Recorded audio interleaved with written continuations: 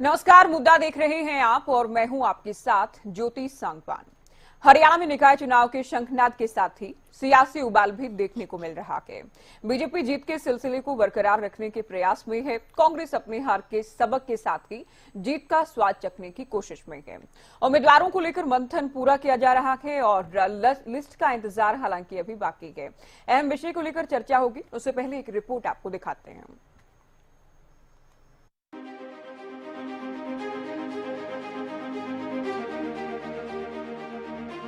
हरियाणा में निकाय चुनाव को लेकर सरगर्मियां तेज हो गई हैं। बैक टू बैक मेगा मंथन के बाद अब वो घड़ी आ गई है जब किसी भी वक्त उम्मीदवारों की सूची जारी कर दी जाए। हालांकि बीजेपी ने निकाय चुनाव में मेयर पद के लिए उम्मीदवारों की लिस्ट जारी भी कर दी थी, लेकिन बाद में उसे सोशल मीडिया प्लेटफॉर्म से हटा दिया गया। अब एक बार फिर से बीजेपी की लिस्ट जारी होगी। बीजेपी निकाय चुनाव में ट्रिपल इंजन लगाने का दावा कर रही है। स्थानीय निकाय के चुनाव चल रहे हैं। एक चुनाव खत्म हुआ और दूसरे के अंदर हम आ गए। सिंबल पर ही कराएंगे जो आपकी इच्छा है। अभी दिल्ली के चुनाव खत्म हुए। चुनाव होता है और हम किसी भी चुनाव को हल्के से नहीं लेते। ये हमारी पार्टी का एक सिस्टम है और हम सभी कार्यकर्ताओं के साथ मिलकर इस निकाय चुनाव को जोरदार ढंग के साथ कांग्रेस से 0 पर आउट हो, ये टारगेट हमने लिया है और इस चुनाव में कांग्रेस 0 पर आउट होगी। आप देखें। बात कांग्रेस की करें तो कांग्रेस अपनी हार से सबक लेते हुए निकाय चुनाव में जीत हासिल करना चाहती है, जिसके लिए स्टेप बाय स्टेप मंथन किया जा रहा है। पहले कांग्रेस की मैनिफेस्टो कमेटी की बैठक हुई, तो अब दिल्ली में घंटों चले मंथन के बाद उम्मीदवारों पर चर्चा भी पूरी की जा चुकी है और कल तक कांग्रेस की लिस्ट जारी की जाएगी। दिल्ली में निकाय चुनाव को लेकर हरियाणा कांग्रेस की मीटिंग में पूर्व सीएम भूपेंद्र सिंह हुड्डा, कांग्रेस प्रदेश अध्यक्ष उदय भान समेत कई नेता मौजूद रहे। कांग्रेस प्रदेश अध्यक्ष उदय भान का कहना है कि आज सारी चर्चा हो चुकी है और कल कांग्रेस की लिस्ट जारी होगी। काफी विस्तार के साथ तकरीबन सभी पर चर्चा हो चुकी है और कल लिस्ट जारी करने का हमारा कल शायद लिस्ट चर्चा सारी हो चुकी है, बस आखिरी मंथन चल रहे हैं। सामने देख के कल लिस्ट जारी सर सामने देख के आज का लगभग कंप्लीट हो गया है और कुछ थोड़ी बहुत तो अभी है, उसके बाद चर्चा करेंगे। सामने कल जो है कल बीजेपी ने हर चुनाव की तरह इस बार भी गहन मंथन करके उम्मीदवारों के नाम फाइनल किए हैं। सिर्फ देरी है लिस्ट की, यानी बीजेपी की तरफ से तैयारियां पूरी हैं, लेकिन दूसरी ओर कांग्रेस भी इस चुनाव को अपनी साख का सवाल समझ रही है। कुल मिलाकर कांग्रेस और बीजेपी के लिए शहर की सरकार का ये चुनाव काफी अहम है। बीजेपी के लिए ये चुनाव जहां 100 दिन के कामकाज की रिपोर्ट कार्ड होगा, तो वहीं कांग्रेस के लिए अपनी राजनीति को प्रदेश में जिंदा रखने का एक और मौका होगा। ऐसे में अब देखना ये होगा कि निकाय चुनाव की जंग में किसका जीत का प्रण पूरा होता है और किसे हार का सामना करना पड़ेगा। Desk report, Haryana news. तो निकाय चुनाव के इस दंगल में उम्मीदवारों का इंतजार अभी बरकरार है और इसी को लेकर चर्चा हम करने वाले हैं कुछ खास मेहमानों के साथ। नेहा धवन जुड़ गई हैं, प्रवक्ता बीजेपी, ललित अरोड़ा प्रवक्ता कांग्रेस, इनेलो को पक्ष रखेंगे विजेंद्र रेहडू प्रवक्ता इनेलो हमारे साथ चर्चा में जुड़ गए हैं। आप सभी का बहुत स्वागत है। शुरुआत बीजेपी से करते हैं। नेहा धवन जी, आज एक लिस्ट आती है, उसके बाद लिस्ट को हटा दिया जाता है बीजेपी की ओर से तमाम सोशल मीडिया प्लेटफॉर्म से।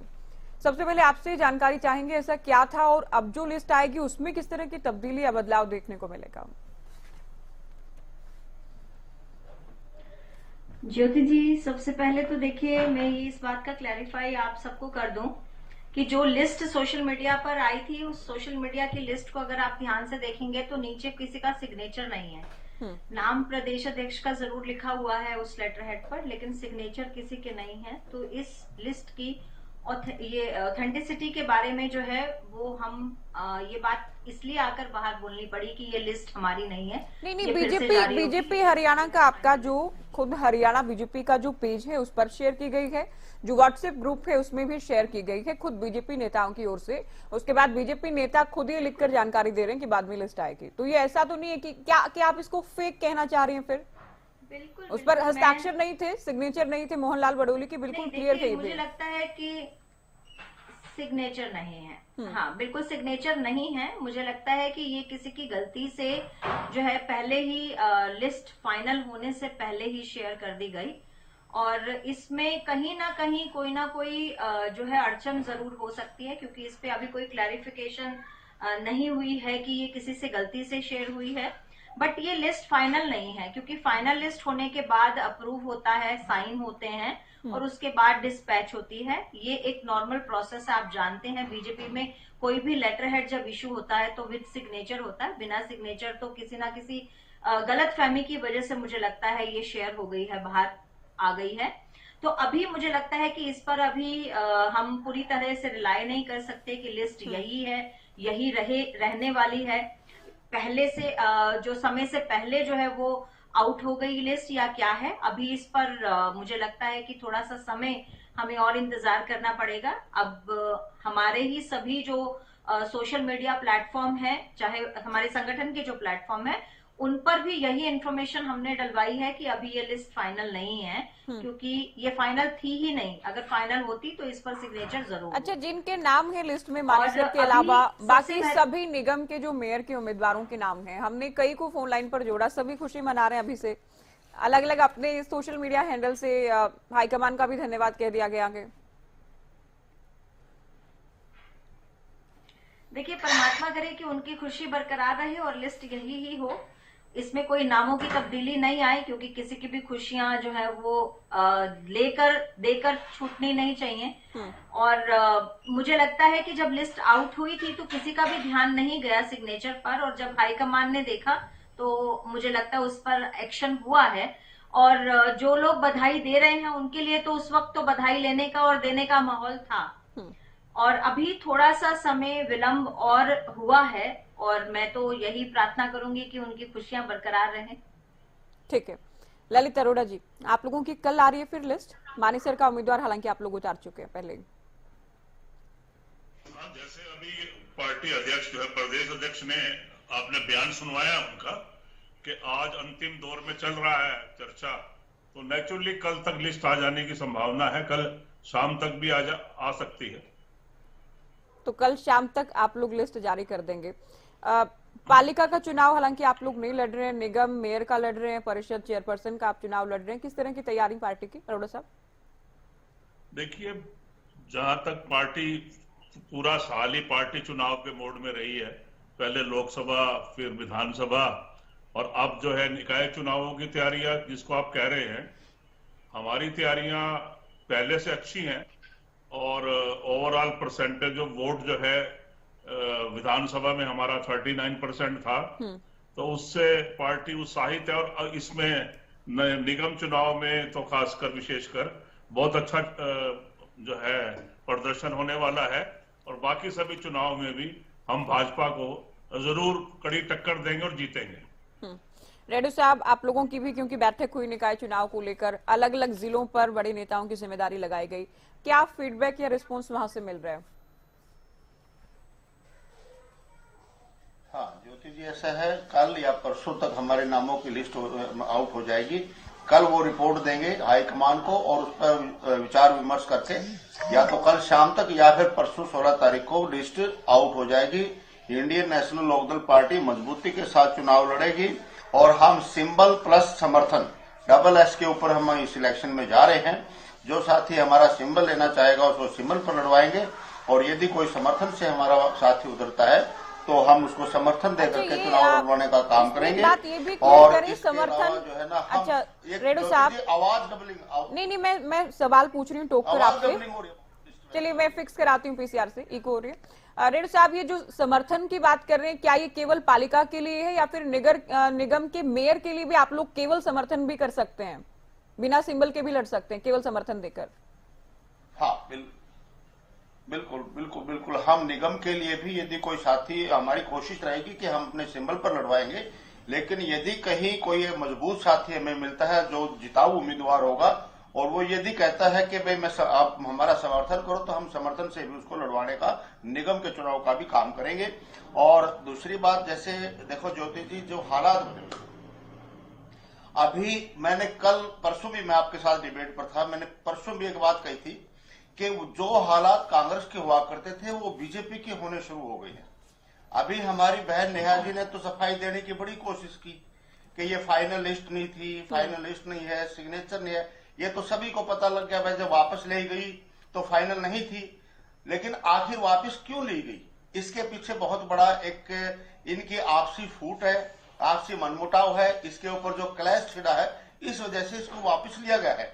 जब पार्टी के सोशल हैंडल के ऊपर, सोशल अकाउंट के पेज से जो है इसको पब्लिश हो जाती है और लेटर हेड है पार्टी का, तो फिर ये कैसे कह सकते हैं कि तो पता नहीं कैसे निकल गई होगी, किसने निकाल दी होगी। इनमें भी कांग्रेस पार्टी की तरह से ही अंदरूनी फूट हो चुकी है और वो सबके सामने है किस प्रकार से इनके नेताओं ने पहले अंदर खाने विरोध किया करते थे, आज खुल करके विरोध करना शुरू कर दिया है और इनका नुकसान इनको इन चुनाव में भी भुगतना पड़ेगा। दूसरी बात, इसी प्रकार से कांग्रेस पार्टी की कह रहे कि कल लिस्ट आ जाएगी। सबसे बड़ा सवाल ये उठता है, लिस्ट आ जाएगी, वो एक्सेप्ट होगी कि ना होगी? ये भी तो बड़ी बात है ना, कौन एक्सेप्ट करेगा, कौन नहीं करेगा। रद्द होगी दोबारा से, फिर दोबारा से निकाली जाएगी। यानी अब दोनों पार्टियों में अनुशासनहीनता चरम पर आ चुकी है। इंडियन नेशनल लोकदल पार्टी जो है ना, बड़ी अनुशासित पार्टी है और इसका फायदा इन चुनावों में मिलेगा। जिस प्रकार से अभय सिंह चौटाला अपने पूरे संगठन को एक सूत्र में पिरो करके चले हुए हैं, तो उसका फायदा इन चुनाव में इंडियन नेशनल लोकदल पार्टी को मिलेगा। इसके बावजूद भी जिस प्रकार से हमारा 2019 के मुकाबले 2024 में ग्राफ बढ़ा है, भले ही कम बढ़ा लेकिन बढ़ा है, तो इन चुनाव में और ज्यादा बढ़ेगा। पिछले भी हमने 2019 में जब हमारा बहुत कम वोट परसेंटेज था, उस टाइम भी हमने 2 चेयरमैन जीतने का काम किया था, रतिया और डब्बेवाली को, और काफी सारे हमारे पार्षद जीत करके आए थे। तो इस बार उसमें और ज्यादा इजाफा होगा और ज्यादा सीटें हम निकालने का काम करेंगे। जी आप कह रहे हैं गुटबाजी नहीं है, ठीक है आपकी पार्टी में, क्योंकि दूसरी पार्टियां ये मानती बड़े नेता भी नहीं है, नेता होंगे तभी गुटबाजी होगी। दूसरा, आप ये कह रहे हैं निगम का जो मेयर है वो भी हम समर्थन पर, अगर कोई चाहे समर्थन के साथ चुनाव लड़ सकते हैं, तो क्या आप लोगों के पास बेहतर उम्मीदवारों की कमी रहेगी? जो आप लोग, क्योंकि कांग्रेस में हम देखें या बीजेपी में हम देखें, बहुत बड़ी होड़ और साथ ही दौड़ लगी होगी कि हमें मौका मिले, तो क्या इनेलो में कमी रहेगी कि आप लोग मेयर का चुनाव भी सिंबल पर ना लड़कर समर्थन में भी लड़ सकते हैं? ज्योति जी, देखना कांग्रेस का हाल जब लिस्ट आउट होगी, बाद में ये हमसे ज्यादा लोगों को समर्थन देने का काम करेंगे। जिस प्रकार से जो 2022 में चुनाव हुए थे और ये चुनाव मैदान को ही छोड़ करके भाग गए थे, इनका एक भी कैंडिडेट सिंबल पर चुनाव नहीं लड़ा था, निगमों का भी नहीं लड़ा था, इनका इस बार भी नहीं लड़ेगा। इसलिए मैंने स्टार्टिंग में कहा कि लिस्ट आएगी, वो एक्सेप्ट होगी कि नहीं होगी, ये अभी देखने वाला विषय है। हम तो जरूर अपने सिंबल पर लड़वाने का काम करेंगे। जनता जो हमारे को आशीर्वाद देगी, हम उसको स्वीकार भी करेंगे। अभी ये लिस्टों के ऊपर क्लैश चलेगा कांग्रेस पार्टी का, उसके बाद फिर ईवीएम के ऊपर क्लैश चलेगा। अभी बहुत क्लैश कांग्रेस में तो चल रहे हैं। यहाँ जो चुनाव है वो कांग्रेस के मध्य में चुनाव होना ही नहीं है। इंडियन नेशनल लोकदल पार्टी ही मजबूती के साथ भारतीय जनता पार्टी के सामने डटकर खड़ी होने का काम करेंगी। बेशक इनके 37 विधायक हो, ये कोई बात नहीं है, लेकिन जिस प्रकार से इनका अंदरूनी कलह है, अंदरूनी झगड़ा है, इन चुनावों में भी वही उभर करके आएगा। और पहले तो देखना ये है कि जो कल लिस्ट आउट होगी वो नहीं होगी। ज्योति जी, मैं आज कह रहा हूं आपके चैनल के ऊपर, 48 घंटे पहले कह रहा हूं मैं आपको, वो लिस्ट आउट नहीं होनी है। लास्ट आवर्स में जिस प्रकार से एमएलए की लास्ट आवर्स में रात को 12 बजे इन्होंने कैंडिडेट के नाम अनाउंस करने का काम किया था, उसी प्रकार से ये अनाउंस करेंगे और फिर इनके बागी खड़े होंगे और फिर विरोध होगा, फिर लिस्ट कैंसिल होगी। पता नहीं क्या क्या ड्रामा कांग्रेस का चलना अभी बाकी है। हाँ, ये मैं मानता हूं कि बीजेपी में भी वो झगड़ा शुरू होगा, लेकिन बीजेपी अभी मैनेज करने की स्थिति में लगती है कि वो मैनेज कर जाएगी, लेकिन कांग्रेस मैनेज नहीं कर पाएगी। या इंडियन नेशनल लोकदल पार्टी है जो अपने अच्छे तरीके से कैंडिडेट जिसको उतारेगा, हर वर्कर उसका समर्थन और साथ देने का काम करेगा Indian National Lokdal party. Neha ji, जो कांग्रेस में होता आया है वो बीजेपी में भी शुरू हो गया कि पहले लिस्ट जारी कर दी गई और उसे बाद में वापस लेना पड़ा, ये इनेलो को लग रहा है। देखिए, मैं विजेंद्र रेड्डी जी की बात पर एक जवाब देना चाहूंगी ज्योति जी। वो ये है कि पहली बात तो इन्होंने कहा कि ये लिस्ट आउट हुई, इसके बाद नेताओं ने खुलकर बयानबाजी करना शुरू कर दिया। अब इनकी फूट नजर आने लग गई है, पहले खुल के फूट नहीं दिखती थी, अब खुल के फूट दिखती है। तो मैं रेड्डी साहब से ये पूछना चाहूंगी कि इस लिस्ट के आउट होने के बाद ऐसा कौन सा कलह, क्लेश, झगड़ा, बयानबाजी किस नेता की आपने सोशल मीडिया पर देखी या किसी मीडिया में देखी? अगर आपके पास ऐसी कोई बाइट है तो आप ये बात करें, आपने कोई ऐसा वीडियो देखा है तो आप बात करें। एक ह्यूमन एरर भी हो सकता है, ये क्लैरिकल मिस्टेक भी हो सकती है, इसको किसी भी तरह से जस्टिफाई किया जा सकता है, लेकिन जो आप बात कर रहे हैं उसको तथ्य के साथ ही केवल जस्टिफाई किया जा सकता है, जो आपके पास बिल्कुल नहीं है। भारतीय जनता पार्टी की कलह और कलेश की वजह से ये लिस्ट बाहर नहीं आई है, और ये लिस्ट बाहर आने के बाद इसको वापस नहीं लिया गया है। इस पर आप साफ स्पष्ट तौर पर देख सकते हैं, सिग्नेचर नहीं है तो ये लिस्ट ऑथेंटिकेटेड लिस्ट है ही नहीं। चाहे वो हमारे प्लेटफॉर्म पर शेयर की गई हो, ये एक ह्यूमन एरर हो सकता है, लेकिन इसमें कोई कलह कलेश का तो कोई लॉजिक ही नहीं होना चाहिए। पिछली 5 डिबेट में विजेंद्र रेड्डी जी जितनी बार भी मेरे साथ डिबेट में आए हैं, तब से केवल यही बात करे जा रहे हैं कि जो कांग्रेस का हाल था वो बीजेपी का हो गया है। तो रेड्डी जी लगता है कुछ आप नैरेटिव सेट करने की कोशिश कर रहे हैं। लगता है आपकी पार्टी लाइन अब इस बात पर टिकी होगी कि अब कांग्रेस की बातें जो है वो बीजेपी को कांग्रेस बना दो, और अपने नैरेटिव्स में ये दिखा दो कि अब कांग्रेस जो है वो कांग्रेस नहीं रही, अब बीजेपी कांग्रेस बनती जा रही है। तो कृपया ये नैरेटिव बनाना बंद करें, सत्यता की बात करें, वो अच्छी भी लगती है, आप सीनियर व्यक्ति हैं। दूसरी बात, विजेंद्र रेड्डी जी के पास सच में उम्मीदवारों की भी कमी है ज्योति जी, कार्यकर्ताओं की भी कमी है, क्योंकि आईएनएलडी के सभी कार्यकर्ता टूट चुके और दूसरी पार्टीज में शामिल हो चुके। वोटर्स की कमी बिल्कुल है, आपने देखा पिछले दिनों चुनावों में क्या हाल रहा और क्या वोटर्स उनके थे, कितने % लोकसभा में वोट लेके गए, कितने % उन्होंने जो है विधानसभा में वोट लिया है। और नेतृत्व की कमी तो आपकी पार्टी में अब है ही, क्योंकि जितने भी सीनियर नेता जो एमएलए, विधायक, मंत्री आपके पार्टी में थे वो सब आपको छोड़ के जा चुके हैं, इसलिए कमी तो आपके पास है, इसीलिए अब आप समर्थन तक पहुंच चुके हैं। जहां तक कांग्रेस का सवाल है ज्योति जी, कांग्रेस, मुझे नहीं लगता कि अब कांग्रेस पार्टी के कार्यकर्ताओं में उतनी कर्तव्य निष्ठता बची है। दूसरी बात, हौसला बचा है। दिल्ली में 0 पर आना, हरियाणा में भी कांग्रेस के कार्यकर्ताओं के हौसले को पस्त करने की बात है। नहीं, दिल्ली में तो लगातार 3 बार से 0 पर आ रहे हैं। ये बात कहती हूँ। नहीं, दिल्ली विधानसभा, हरियाणा विधानसभा पर तो उसका असर नहीं पड़ा होगा ना। ये पहली बार तो 0 पर नहीं आई कांग्रेस दिल्ली में। देखिए, मुख्य विपक्षी पार्टी इस बार तो वोट % तो बहुत कम है आप लोगों से, और 3 बार 0 लाना, 3 बार 0 लाने में अंतर है ज्योति जी। एक बार आप विफल हुए, कोई नहीं, आप हौसले से फिर लड़ लेंगे, लेकिन 2-3 बार जब आपको विफलता मिलती है और आप 0 पर खड़े होते हैं तो हौसले तो पस्त होते ही हैं। और बिल्कुल पड़ोसी राज्य है, बॉर्डर स्टेट है, और बॉर्डर पर इतनी विधानसभाएं थी जहां पर हरियाणा कांग्रेस के कार्यकर्ता भी लगे हुए होंगे अपने काम में, जिस तरह से बीजेपी के हरियाणा के कार्यकर्ता दिल्ली के स्टेट में लगे हुए थे, लेकिन उन कार्यकर्ताओं का हौसला 100% पस्त हुआ होगा, और इसका असर जो है वो हरियाणा पर पड़ता है। दिल्ली में कोई भी चुनाव हो, उस चुनाव का असर हरियाणा पर परोक्ष रूप से और प्रत्यक्ष रूप से, दोनों रूप से पड़ता है, ये आप भी जानती हैं। और अब हरियाणा कांग्रेस में देखने की बात यह है, जब ट्रिपल इंजन की सरकार बनने का ऑप्शन हो, बनाने का ऑप्शन हो हरियाणा की जनता के पास, तो हरियाणा की जनता हमेशा वाइज डिसीजन लेती है। केंद्र में हमारी सरकार है, स्टेट में हमारी सरकार है, तीसरी बार दोनों जगह रिपीट हुई है, तो इस ट्रिपल इंजन की सरकार में भी हरियाणा प्रदेश की वाइज जो जनता है वो बीजेपी का ही साथ देगी।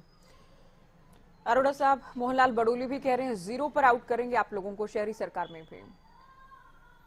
देखिए, पहले तो मैं इन आईएनएलडी की बात करूं, ये इनको तो मैं कभी सीरियसली लेता ही नहीं हूं। क्यों? इनको जनता ने सीरियसली नहीं लिया। लोकसभा में 2,39,000 वोट मिले पूरे हरियाणा में, और विधानसभा में मिले 5,75,000। और इनका जो इतिहास भरा पड़ा है गुंडागर्दी से और 50 तरह के क्रियाकलापों से, इनका तो इतिहास ही ऐसा है, और ये नकारे हुए लोग हैं। इनकी बातों को मैं यकीन नहीं करता 4% वोट वालों को जो। और दूसरी बात, ये जो अभी भाजपा की प्रवक्ता कह रही थी कि 0 पे रहेंगे, चुनाव अच्छों की खाल उतार देता है, और चुनाव में अच्छों को हमने हारते देखा है। जितने बड़े बड़े नेता हैं, अभी अरविंद केजरीवाल को भी हारते देखा हमने, आपको भी काफी लोग दिल्ली में हारे। दिल्ली चुनाव का क्या असर पड़ने वाला है हरियाणा पे भाई? 39% वोट, आपसे 0.85% ही तो कम थे हमारे, और तंत्र जीत गया तो आप बहुत ज्यादा उत्साहित हो रहे हो। चुनाव आ गए हैं सामने ही, कोई ज्यादा दूर नहीं है, 2 मार्च को पता लग जाएगा। अगर हमें 0 पे रहेंगे, वो आपकी भविष्यवाणी अगर करना है, तो इसका मतलब आपको तो ये काम छोड़ के ज्योतिष बन जाना चाहिए। किस आधार पर कह रहे हो? ना तो आपको अभी कोई एग्जिट पोल पता लगे, ना जनता का मूड पता लगा, ना आपका अपनी पार्टी आपसे संभाली नहीं जाती। आपका वरिष्ठ मंत्री ये कहता है कि बड़ौली को जो अध्यक्ष है भाजपा हरियाणा के, उनको अपने पद से त्याग पत्र देना चाहिए क्योंकि उन पर बलात्कार के आरोप लगे हुए हैं। और आप ये देखिए, उड़न खटोले में मुख्यमंत्री उतरता नहीं है। ये आपके ही तो आदमी कह रहे हैं ना, तो अपना घर नहीं संभाल सकते आप। स्टेटस रिपोर्ट भी चेक करनी चाहिए अरोड़ा। अरे सुनिए ना मैडम, पहले वो हनी ट्रैप का केस है, वो हनी ट्रैप का केस है। आप कानूनी फेरबदल नहीं कर सकते। नहीं, ये केस को लेकर, ये तो अनिल विज के बयान को कोट कर रहे हैं ना नेहा जी, ये तो अनिल विज के बयान का जिक्र कर रहे हैं। इतनी मिर्चें क्यों लग रही है आपको? ये अनिल विज के बयान की बात कर रहे हैं जो पहले दिया गया था। मैं ये कह रहा हूं कि आपका वरिष्ठ मंत्री ये बयान दे रहा है, उससे आगे अब आप में ये देखिए, जिसके खिलाफ आरोप लगाए मुख्यमंत्री और प्रदेश अध्यक्ष, वही लोग स्पष्टीकरण मांग रहे हैं उस आदमी से। ये कौन सा प्रजातंत्र है आपका? और अभी आप शांत रहिए। मैं बता रहा हूँ, रेवाड़ी साइड में आपका अहीरवाल बेल्ट में बहुत बड़ा विद्रोह होने जा रहा है। संभाल लीजिए अपनी पार्टी को, और जो है इस तरह से बयानबाजी ना करें। पहले धरातल पे देखें, चुनाव होने दो, उसके बाद तो कुछ आप कहें तो भी जीरो पे रहेंगे। दिल्ली में ये हो गया, अमेरिका में ये हो गया, ट्रंप आ गया, यहाँ ये हो जाएगा, इस तरह की बातों से दुनिया बहकाने में आने वाली नहीं है। ये एक अलग चुनाव होने जा रहा है। रेड्डी साहब, 2018 के बाद पार्टी बहुत अच्छी स्थिति में नहीं है, आप जानते हैं। बड़े बड़े चुनाव, लोकसभा की बात करें, विधानसभा की बात करें, या जो भी बाई इलेक्शन अब हुए हैं, इलाहाबाद बाई इलेक्शन के अलावा, वहां भी आप लोगों को जीत नहीं मिल पाई है। तो शहरी सरकार को लेकर, निकाय चुनाव को लेकर लगता है कोई कमबैक हो पाएगा, बेटर प्रदर्शन कर पाएंगे, कोई संजीवनी मिल पाएगी आप लोगों को? हाँ, बिल्कुल बिल्कुल ज्योति जी, संजीवनी हमें मिलेगी और हम बहुत बेहतर चुनाव लड़ेंगे इस बार भी। जिस प्रकार से पिछले चुनाव में हमने, आपने सब ने देखा था कि हमने शहरी क्षेत्रों में भी जीत हासिल करने का काम किया था। 2 हमारे चेयरमैन भी बने थे और हमारे पार्षद भी काफी बने थे। तो अब उस समय को देखते हुए आज जो है हमारी स्थिति उससे ज्यादा बेहतर है और हम ज्यादा अच्छा, उससे उस समय से ज्यादा अच्छा ही परफॉर्म करने का काम करेंगे। ये आप सबके सामने आ जाएगा। दूसरी बात, हमारी छोटी बहन नेहा जी ने कहा कि मैं नैरेटिव सेट करने का प्रयास कर रहा हूं। नेहा जी, मैं नैरेटिव सेट करने का प्रयास बिल्कुल नहीं करता हूं।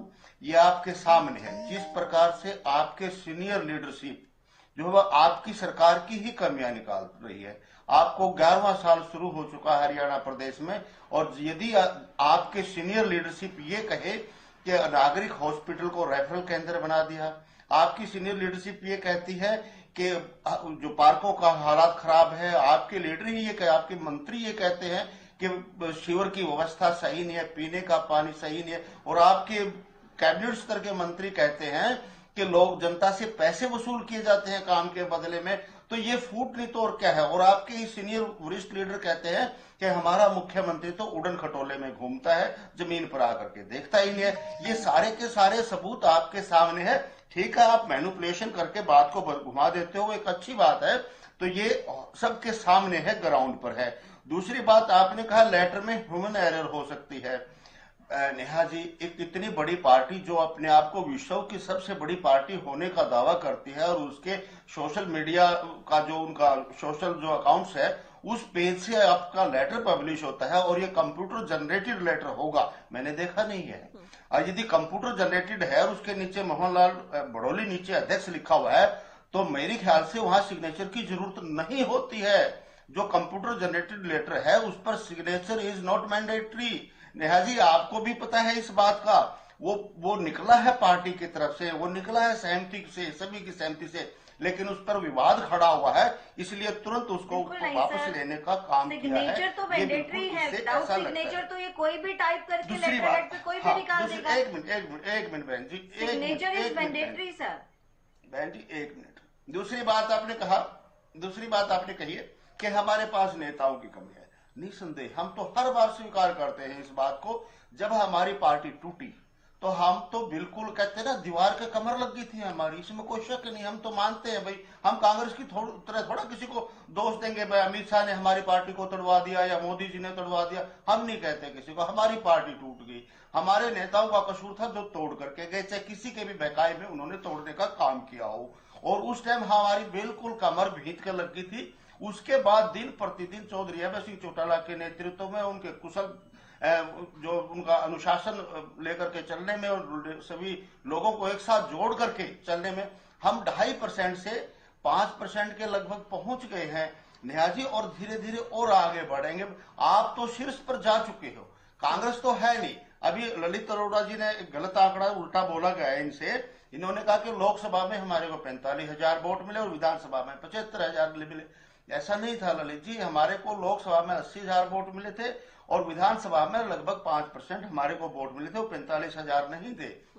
लेकिन हम तो प्रोग्रेस पर चल रहे हैं, बढ़ रहे हैं, चाहे थोड़ा थोड़ा बढ़ रहे हैं, और एकदम ऐसा भी मौका आएगा कि जो थोड़ा थोड़ा विकास है एकदम बड़ा विकास भी होगा। लेकिन जो भारतीय जनता पार्टी है ज्योति जी, उसकी जो है ना, जो चोटी है ना, चोटी आ चुकी है। जहां तक इनको चढ़ना था ये चढ़ चुके हैं। और क्योंकि 11वां साल चल रहा है, नेताओं में जान आ गई है, उन्होंने राज के मजा आ गया है। अब वो जो है ना गुब्बारे बन बन करके फूटने शुरू हो गए हैं, और अब इसका निश्चित तौर पर देखना यही हाल होगा। और कितने गिनवाओगे? ये ठीक कहा ललित अरोड़ा जी ने भी इस बात को कहा, और मैं भी इसका समर्थन करता हूं। अहिरवाल में देखना क्या होना, आपके इसमें निकाय चुनाव में ही आपको पता लग जाएगा, और विधानसभा चुनाव में देख लो किस प्रकार से आपको मजबूर करके कितनी टिकटें देनी पड़ी थी। आपको इतना मजबूर किया था। अभी निकाय चुनाव को लेकर क्या कुछ समीकरण बनते हैं जब सभी दलों के उम्मीदवार मैदान में होंगे? समय कम ही है, लेकिन अरोड़ा जी कुछ कहना चाह रहे हैं। फाइनल कमेंट रहेगा, बहुत संक्षेप में कहिएगा। ललित जी बोले। ये जो चुनाव है, रोजगार पर, चुनावी वायदे पूरे ना करने पर, कानून व्यवस्था पर, आपातकाल बॉक्स जो है, जल भराव की स्थितियां हैं, सीवर जाम है, पानी की पाइपें बहुत पुरानी हो गई है, जिम टूटे हुए हैं, और मेडिकल कॉलेज के अंदर में जिसने इन्होंने खोले हैं वहां पे मशीनरी अनयूज पड़ी है, दवाइयां वहां नहीं मिलती, ट्रैफिक की समस्या है, एयरपोर्ट बने नहीं। तो ये सारी चीजें देखेंगे आप, टूटी हुई गलियां हैं, हर शहर का ये हाल है। गुड़गांव में जाके देखो, ललित अरोड़ा जी से ये प्रॉमिस भी ले लेते, और ये देखो गुड़गांव में जाके देखिए ना पानी की निकलने की व्यवस्था है। अरे सामने रोज फोटो आते हैं भाई, देख लीजिए। और जो है हर जगह इनका लोकल प्रशासन फेल है, कहीं पे भी सुविधा कुछ भी नहीं है, कहीं प्रमाण पत्र की समस्या है। अरे बाकी जगहों पे आपने को 90 ऐसी सुविधाएं थी जो ऑनलाइन देनी थी, घर में जाके मिलना था। ठीक है, आप कह रहे हैं परेशानियों की भरमार है, लेकिन नेहा जी कह रहे हैं जब रिजल्ट आए तो आप लोग ईवीएम पर ठीकरा मत छोड़िएगा। बहुत शुक्रिया, आप तीनों का वक्त आप लोगों ने दिया। हमने क्या करना है, इनकी चर्चा में शामिल हुए। तो निकाय चुनाव की तैयारियों को लेकर, उम्मीदवारों को लेकर जो मंथन अलग अलग दलों का चल रहा है उसे लेकर चर्चा की फिलहाल दीजिए इजाजत। नमस्कार।